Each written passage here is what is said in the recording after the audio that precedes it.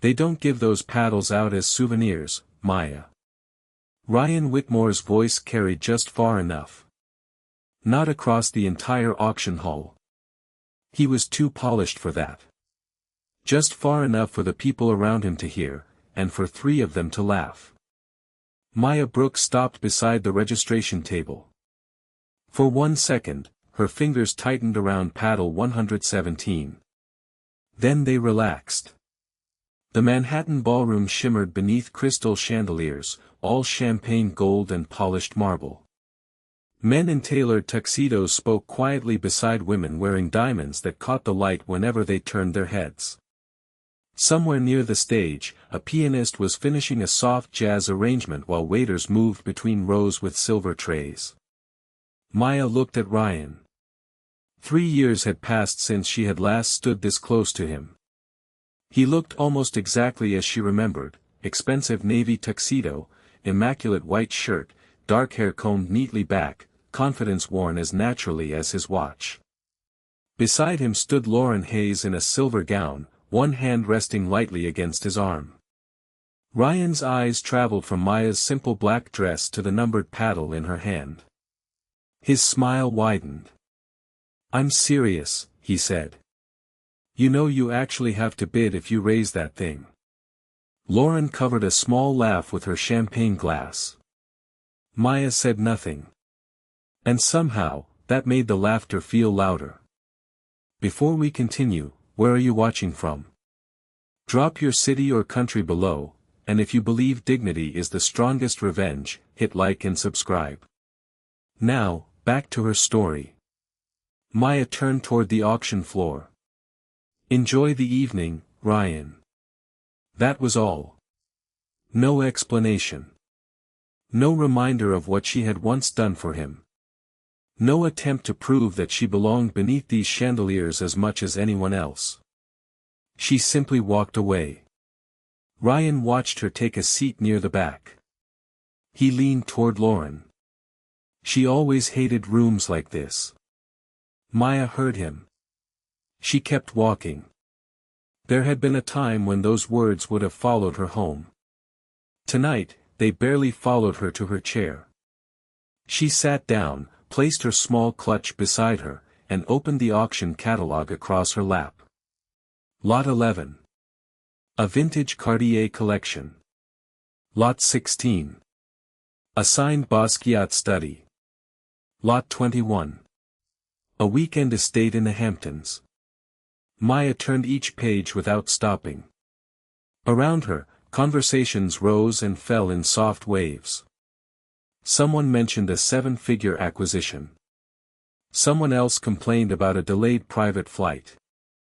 Then Maya reached page 27. Her hand stopped. Lot 27, the Bellamy Building. The photograph showed an old limestone structure in lower Manhattan, its arched windows dark beneath decades of weather, its carved facade beautiful despite years of neglect. Maya traced one finger along the edge of the page. 18 months. That was how long this building had occupied her mornings, her meetings, her spreadsheets, and more sleepless nights than she cared to count. Across the room, Ryan laughed again. This time, Maya looked up. He was speaking with Daniel Mercer, the investor Ryan had been chasing for months. Ryan appeared completely at ease, unaware that Maya was watching. Unaware of Lot 27. Unaware of why she was here. The lights dimmed. Conversation softened. The auctioneer stepped beneath the spotlight and lifted his gavel. Maya closed the catalog. Then she placed paddle 117 carefully across her knees.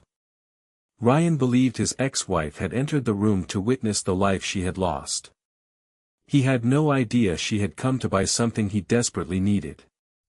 There had been a time when Ryan Whitmore had looked at Maya Brooks as if she were the only person in the room. Long before the chandeliers. Long before the tailored suits and private dinners with investors. Long before he learned to laugh at her in public.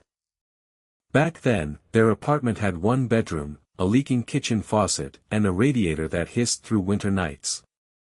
Ryan worked from a second-hand desk squeezed beside their bed, building financial models while Maya sat cross-legged on the floor with his printed proposals spread around her.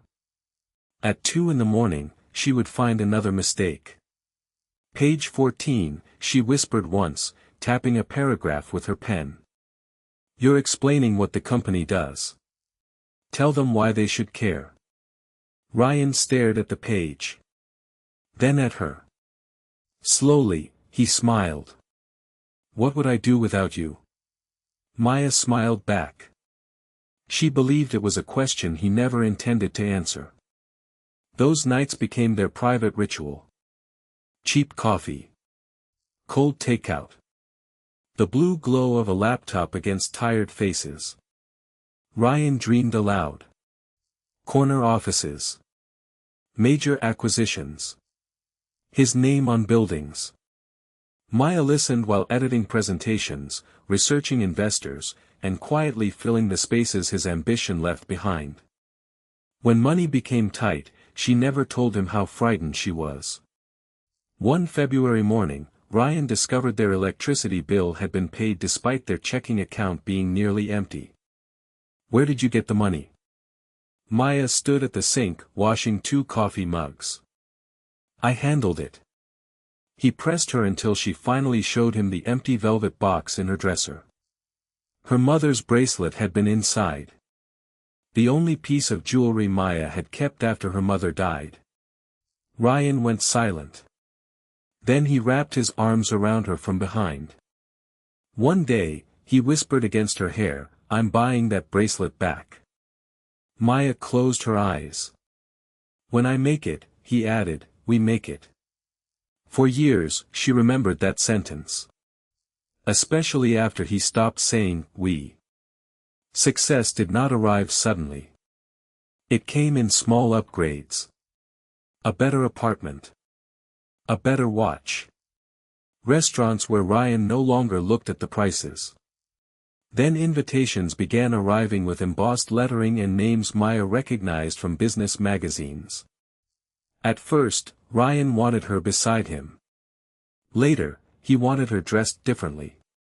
Then quieter. Then absent. You wouldn't enjoy it anyway, he would say, fastening his cuff links before another dinner. Maya would watch him through the bedroom mirror. She never asked when his dreams had become rooms she was no longer invited into. She only noticed that when Ryan told stories about his early years, the details changed. The cramped apartment remained. The impossible odds remained. His sacrifices remained.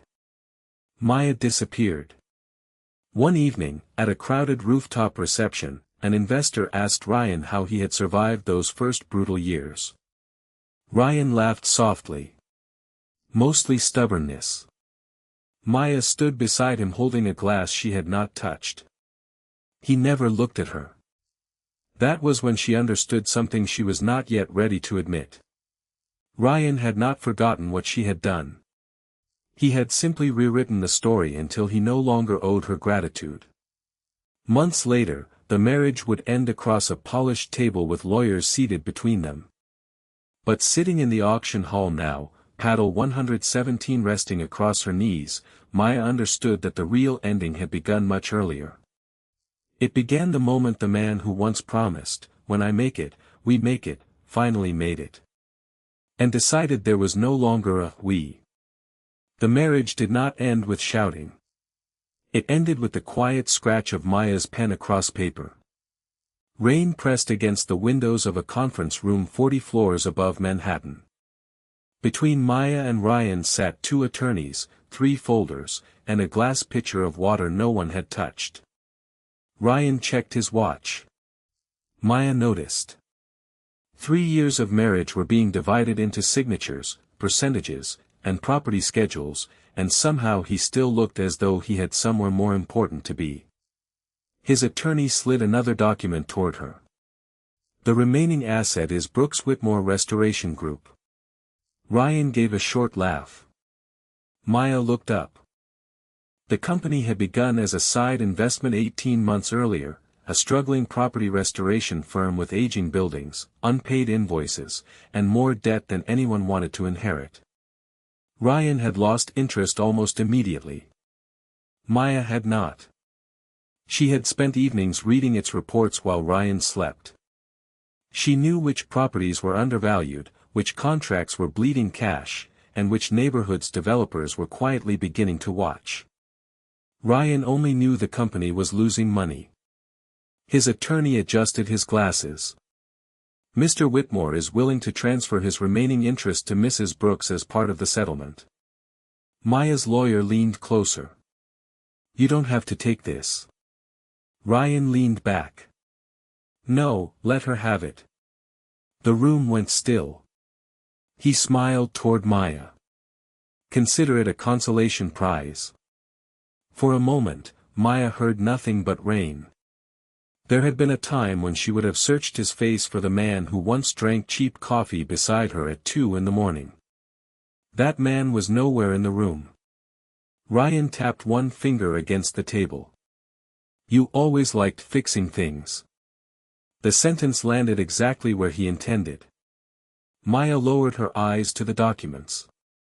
The company's valuation was miserable. Its cash flow was worse. On paper, Ryan was giving her something close to a burden. But tucked inside the financial statements was something he had never bothered to notice. 3 properties. Old. Neglected. Located in neighborhoods where zoning discussions had quietly begun months earlier. Maya had noticed. She had noticed because noticing had always been what she did while Ryan talked. Her attorney whispered, Maya. She picked up the pen. Ryan's smile sharpened. He thought she was accepting scraps. Maya signed. Once. Twice. Then again. When the final page was complete, she placed the pen carefully beside the folder. Ryan stood first. I hope it works out. Maya looked at him. Not angry. Not broken. Simply still. So do I. That seemed to disappoint him. He had expected something else. A question, perhaps. Regret. Maybe one final attempt to remind him what they had once been. Instead, Maya gathered her copy of the agreement and slipped it into her bag. At the door, Ryan called after her. Maya. She turned. For half a second, something almost familiar passed across his face. Then it disappeared. You know you can sell your shares, he said. Take whatever you can get and start over. Maya held his gaze. I know. Then she left. Outside, Manhattan was gray with rain. She stood beneath the building's awning while people hurried past beneath umbrellas. In her bag rested the legal document transferring ownership of something everyone in that conference room considered nearly worthless. Maya opened the folder once more.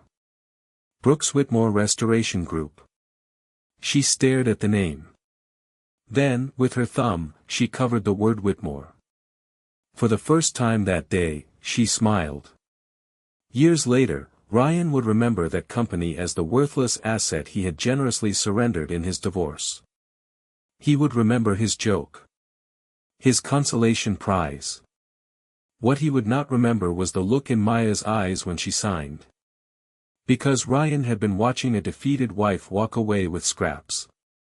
Maya had been looking at the first thing that was finally hers. For the first 6 months, Maya's office had no view. It barely had a window. The room sat above a laundromat in Brooklyn, where dryers rumbled beneath the floor and the smell of detergent drifted through the vents. Every morning at 5:30, Maya unlocked the door, switched on one yellow desk lamp, and placed a paper cup of coffee beside an aging laptop. Then she worked. The company Ryan had called a consolation prize was worse than the divorce documents suggested. 2 contractors wanted payment. A lender wanted out. One building needed repairs Maya could not afford. On her 9th morning, she opened the company account and stared at the balance until her coffee went cold. She could sell. Ryan had told her to. Take whatever you can get and start over. Instead, Maya opened another spreadsheet. She called creditors before they could call her. She renegotiated contracts. She walked through neglected buildings in work boots, photographing cracked masonry and rusted pipes while brokers twice her age spoke past her as if she were someone's assistant. At one meeting, a developer looked toward the empty chair beside her. Is your partner coming? Maya placed the financial projections on the table. You're looking at her. He did not smile after that. The first year gave her almost nothing glamorous. There were no champagne dinners. No magazine profiles. No black cars waiting downstairs. There were mornings when she ate breakfast from a vending machine and nights when the laundromat closed before she did. But slowly, the numbers changed. One property became profitable. Then another. Maya sold a warehouse at exactly the moment Ryan would have called too early and reinvested the money into two brownstones everyone else considered inconvenient. 6 months later, a zoning decision changed the neighborhood. Her investors doubled their money. People began returning her calls. The office moved. Not far. Just 12 blocks. But the new room had sunlight. Maya noticed it on her first morning there, spilling across the conference table while she stood alone with her coffee. For years, she had helped build someone else's future after midnight. Now daylight belonged to her. By the second year, the company had a new name. Brooks Restoration Partners. She removed Whitmore quietly. No announcement. No photograph. Just new lettering on the glass. By the third year, Maya no longer attended meetings hoping someone would take her seriously. People came prepared because they knew she would. Her team grew to 14. Then 23. A private investment group joined one redevelopment project. Another followed. And eventually, Daniel Mercer's office called. Maya did not celebrate when she heard his name. She simply opened the file she had been building for months. Inside were maps, projections, architectural studies, and one photograph clipped to the first page. An old limestone building in Lower Manhattan. The Bellamy Building. Lot 27. Maya had studied the surrounding blocks long before the property was publicly listed. She knew what could be restored, what could be developed, and exactly how the Bellamy Building connected the entire plan. For 18 months, she prepared. Quietly. No social media announcement. No attempt to make Ryan hear about her success through mutual friends. In fact, she had not spoken to him once. That was why, 3 years after the divorce, Ryan could stand beneath a chandelier, look at paddle 117 in her hand, and genuinely believe she had wandered into a world beyond her reach. Maya had never corrected his assumptions. She had been too busy turning his consolation prize into something he would no longer recognize. And tonight, for the first time, Ryan was about to discover what she had built. Lot 27 appeared 23 minutes into the auction. By then, Ryan had already stopped watching Maya. That was his first mistake. The auctioneer moved through the evening with practiced ease, selling jewelry, paintings, and weekend estates beneath warm white lights. Applause came politely after each hammer strike. Champagne glasses touched softly in the darkness. Maya barely moved. Then the screen behind the stage changed. A photograph of weathered limestone filled the ballroom. The Bellamy Building, the auctioneer announced. Maya's fingers settled around paddle 117. Across the aisle, Ryan straightened. That was when she knew. He wanted it too. The opening bid came at $2 million. A paddle rose near the front. $2 million. Another followed. 2.2. Ryan waited. He had always liked entering late, after other people revealed how badly they wanted something. At 2.8 million, his paddle finally lifted. 3 million. Several heads turned. Ryan leaned back beside Lauren as though the outcome had already been decided. Maya remembered that posture. She had seen it across restaurant tables, conference rooms, even their divorce meeting. Confidence was Ryan's favorite language. The auctioneer scanned the room. 3 million. Do I have 3.2? Silence. Maya raised paddle 117.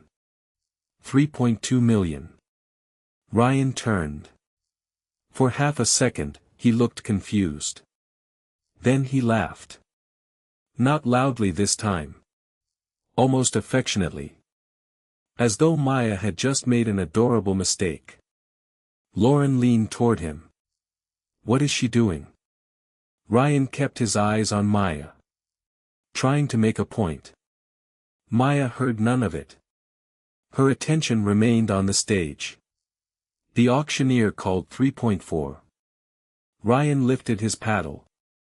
Maya answered at 3.6. The room shifted. Not dramatically. Just enough. A few conversations stopped. Daniel Mercer lowered his champagne glass. One of Ryan's colleagues glanced between them. Ryan's smile remained, but it had changed. He raised again. 4 million. Maya waited. Not because she was uncertain. Because she knew numbers better than Ryan knew her. The Bellamy Building was not a trophy. Its limestone facade needed restoration. Its interior required millions in rehabilitation. To anyone looking only at the building, the price was already becoming uncomfortable. But Maya was not buying one building. She was completing a map.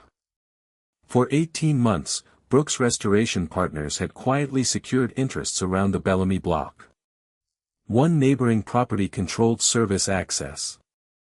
Another connected to a future pedestrian corridor. A third sat beside a rezoning boundary her team had spent months studying.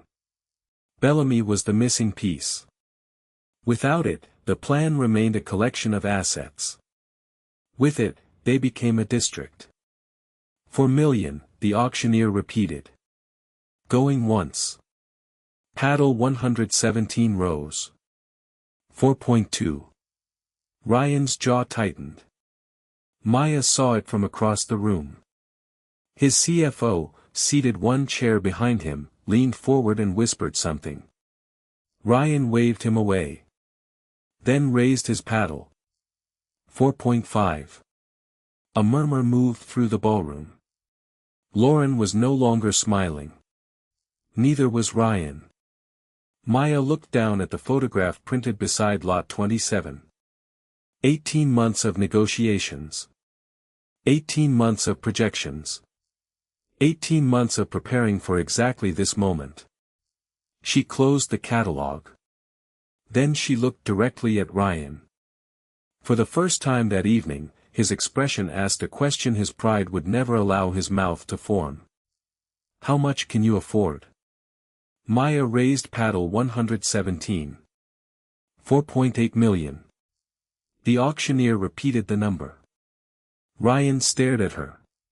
And somewhere between the laughter at the entrance and the silence now surrounding his table, he finally understood something.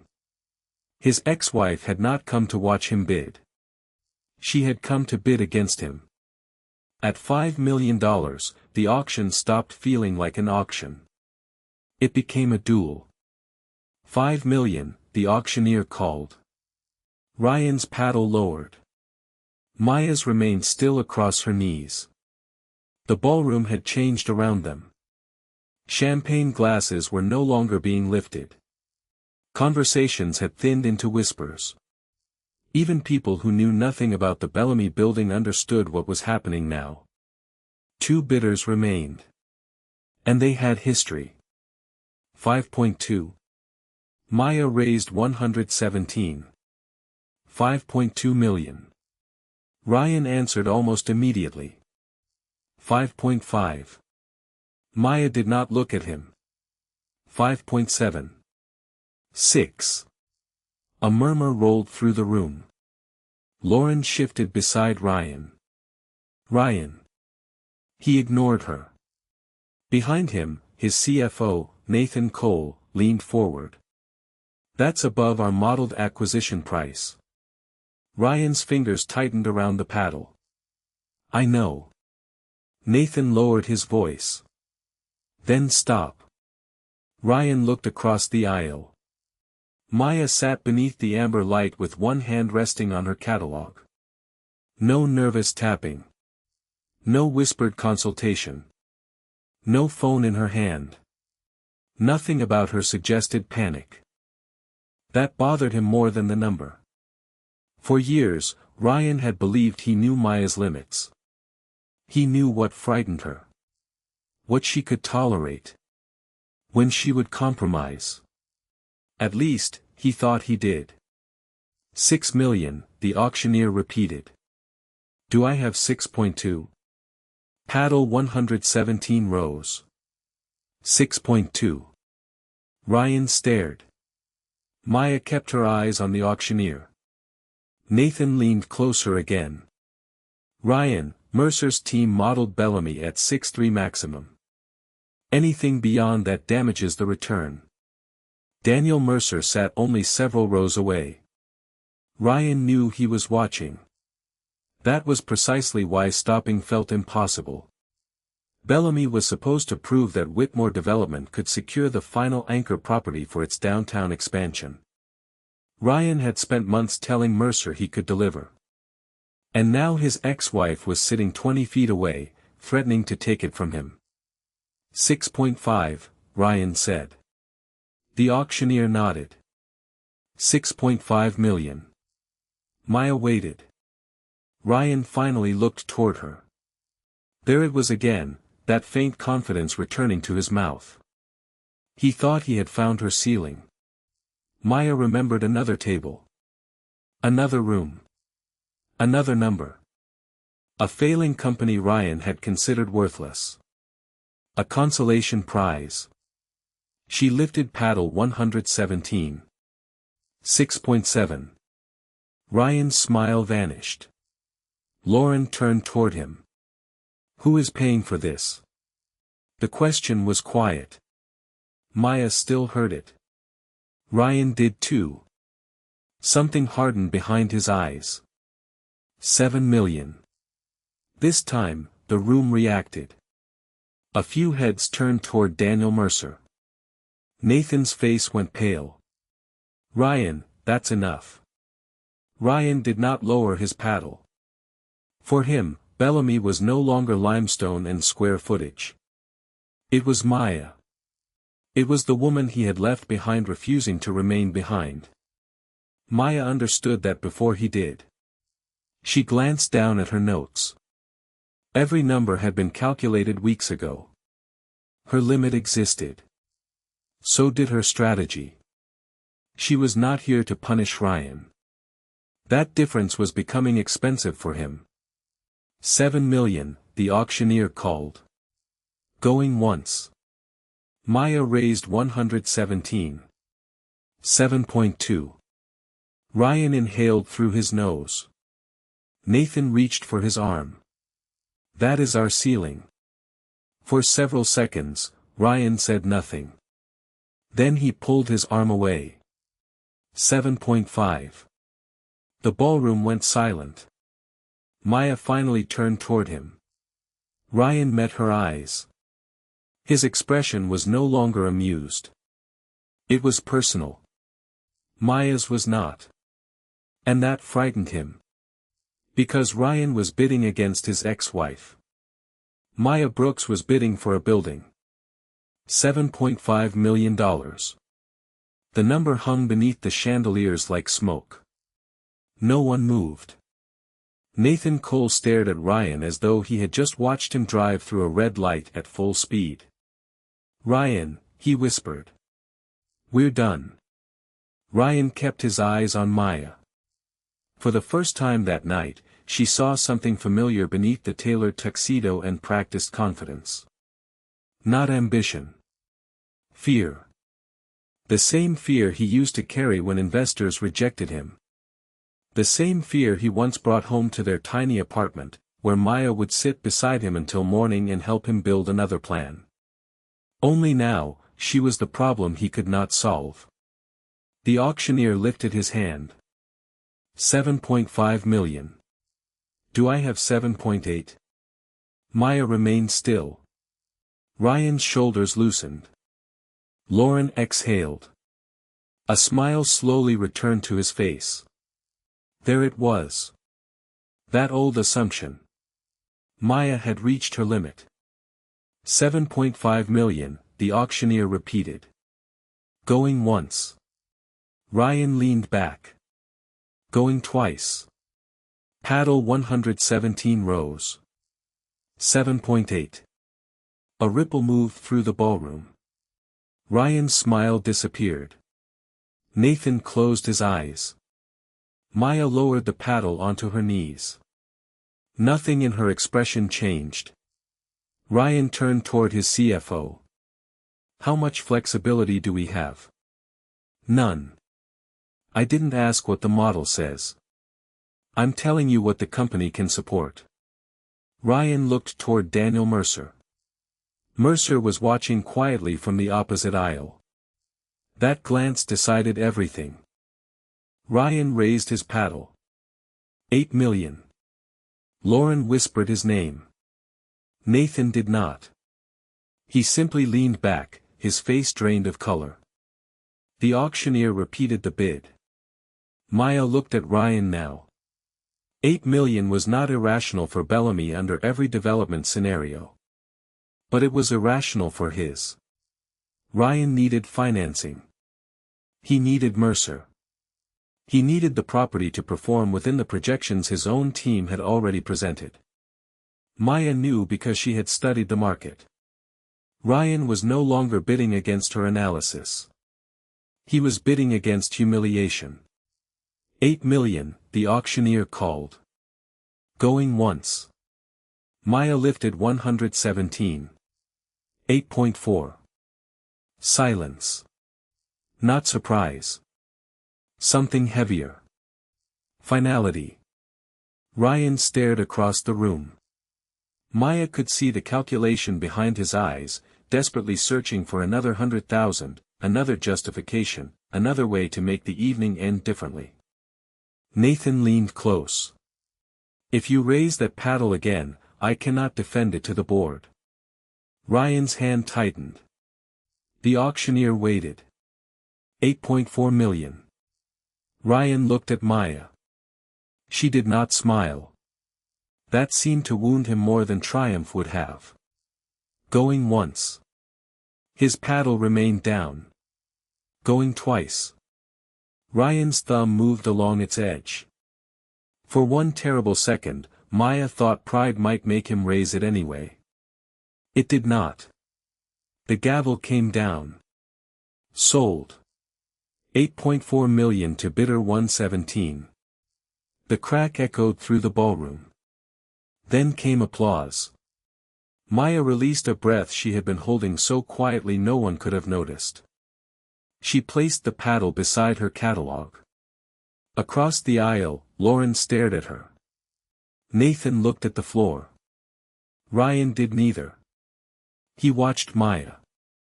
The woman he had laughed at less than an hour earlier had just purchased the property he had promised Mercer he could secure. Yet confusion had already begun replacing anger in his face. Because one question remained. $8.4 million required more than courage. More than revenge. More than an ex-wife trying to prove a point. Ryan looked from Maya to paddle 117, then toward Daniel Mercer. And for the first time that night, he seemed to understand that winning the auction might not be the biggest secret Maya had brought into the room. Ryan reached Maya before the applause had completely faded. She had just returned paddle 117 to the attendant when his voice came from behind her. Whose money was that? Maya turned slowly. Ryan stood 3 feet away, his jacket still perfectly buttoned, but the composure underneath it had begun to fracture. I'm sorry. 8.4 million. His voice dropped. You expect me to believe you walked in here and spent that yourself? Maya studied him. 3 years ago, questions like that would have hurt. Tonight, they only revealed how little he knew. Lauren approached behind him, followed by Nathan. Ryan continued. Are you representing someone? Maya picked up her clutch. Yes. Ryan's expression shifted with immediate relief. Of course. That answer fit the version of her he still carried in his head. I knew it. Maya almost smiled. Then she finished. My company. The relief disappeared. Ryan stared at her. What company? Before Maya could answer, movement near the aisle caught his attention. Daniel Mercer was walking toward them. Ryan straightened instantly. The transformation was almost painful to watch. His shoulders reset. His expression softened. One hand adjusted his jacket. Daniel. Ryan stepped forward and extended his hand. Obviously tonight didn't go exactly as planned, but I think there are still several ways Whitmore development can. Mercer walked past him. Ryan's hand remained suspended in the air. Mercer stopped in front of Maya. Then he smiled. Congratulations, Ms. Brooks. Maya shook his hand. Thank you. The board approved your expansion this morning. For a moment, no one spoke.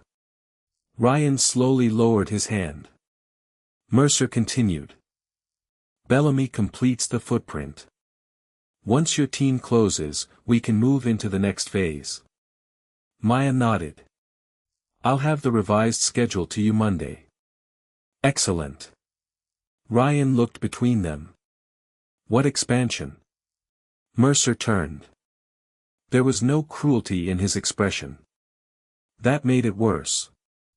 Brooks Restoration Partners. Ryan went still. The name landed harder than the auctioneer's gavel. Brooks. Not Brooks Whitmore. Just Brooks. Maya watched recognition move across his face. The failing company. The divorce table. The folder he had pushed toward her. Consider it a consolation prize. You still have that company? He asked. Maya's voice remained quiet. I kept it. Nathan looked at her differently now. Mercer glanced toward the photograph of Bellamy still glowing on the stage screen. Kept it as modest. Ms. Brooks rebuilt the operation. We've been reviewing her downtown portfolio for nearly a year.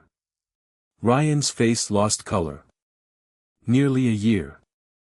While he had been trying to earn Mercer's attention, Mercer's firm had already been studying Maya's work. Lauren stepped slightly away from Ryan. He barely noticed. His eyes stayed on Maya. So this whole thing, he gestured toward the auction room. You knew. I knew what Bellamy was worth to us. To us. My partners. My employees. Our investors. Not him. Never him. Mercer excused himself to speak with another board member. Nathan followed shortly afterward. Lauren hesitated, then quietly walked toward the bar. Ryan and Maya were left facing each other beneath the chandeliers. Around them, the evening resumed. Glasses clinked. Conversations returned. But Ryan seemed unable to hear any of it. 3 years earlier, he had handed Maya a failing company because he believed it was worthless. Tonight, that company had taken the building he needed, secured the investor he wanted, and placed Maya in the center of a room where he had once laughed at her for entering. Ryan swallowed. Why didn't you tell me? Maya looked toward the balcony doors. She did not answer. Not yet. She simply walked past him. And this time, Ryan followed. The balcony doors closed behind Maya, and the noise of the auction softened to a distant hum. Manhattan stretched beneath her in silver and gold. Traffic moved far below like ribbons of light. The night air was cool against her skin, carrying the faint smell of rain from somewhere beyond the river. Maya rested both hands on the stone railing. For the first time all evening, she was alone. Almost. The door opened behind her. "Why didn't you tell me?" Ryan's voice sounded different outside. Smaller. Maya did not turn immediately. "Tell you what? That you kept the company. That you rebuilt it. Mercer." He paused. "Any of it?" She looked over her shoulder. Ryan stood beneath the light spilling through the glass doors. Without the crowd around him, there was nothing left to perform for. No smile. No clever remark. Just the man she had once known. Maya turned back toward the skyline. "You never asked." Ryan stepped closer. "That's not fair." A faint smile touched her mouth. "Not cruel. Almost tired. You asked why I wasn't impressed by what you built." Ryan said nothing. "You never asked what I was building." The words settled between them. Inside, applause rose for another winning bidder. Ryan looked through the glass at the ballroom. "I thought you hated all this." Maya followed his gaze. The chandeliers. The tuxedos. The money. "I hated disappearing inside it." He looked at her then. And for a moment, Maya remembered the young man sitting beside her on an apartment floor, promising that if he made it, they would make it together. She had loved that man. Maybe some part of her always would. But love was not the same as wanting to return. Ryan lowered his voice. "I was wrong about you." Maya looked at him. "No." He frowned. "You were wrong about what made me valuable. That was the difference." Maya reached into her clutch. Paddle 117 was still there. The attendant had returned it after recording the winning bidder's details as a small keepsake from the charity auction. She turned it once in her hand. Less than an hour earlier, Ryan had laughed when he saw it. Now his eyes followed it. Maya placed the paddle on the small table between them. "You can keep the souvenir." Ryan stared at the number. Maya walked toward the doors. "Maya." Her hand rested on the handle. She stopped. Ryan seemed to search for something worthy of the moment. An apology. An explanation. Perhaps even the old promise. Nothing came. Maya opened the door. Warm light spilled across her face. Inside, Daniel Mercer stood with two members of his board. When they noticed Maya, Mercer raised a hand. One by one, the others turned toward her. Not toward Ryan. Toward her. Maya stepped inside. She did not look back. Ryan remained on the balcony with the city behind him and paddle 117 resting on the table. Through the glass, he watched Maya join the people waiting for her. No one asked who she belonged to. No one wondered why she was there. And no one laughed. Maya smiled as Mercer handed her a glass of champagne. The Bellamy Building was hers. The company was hers. The future waiting beyond tonight was hers. But none of those things were the victory Ryan had witnessed. He thought the winning bid was the moment she defeated him. It wasn't. Maya had won years earlier. The day she stopped needing him to see her worth.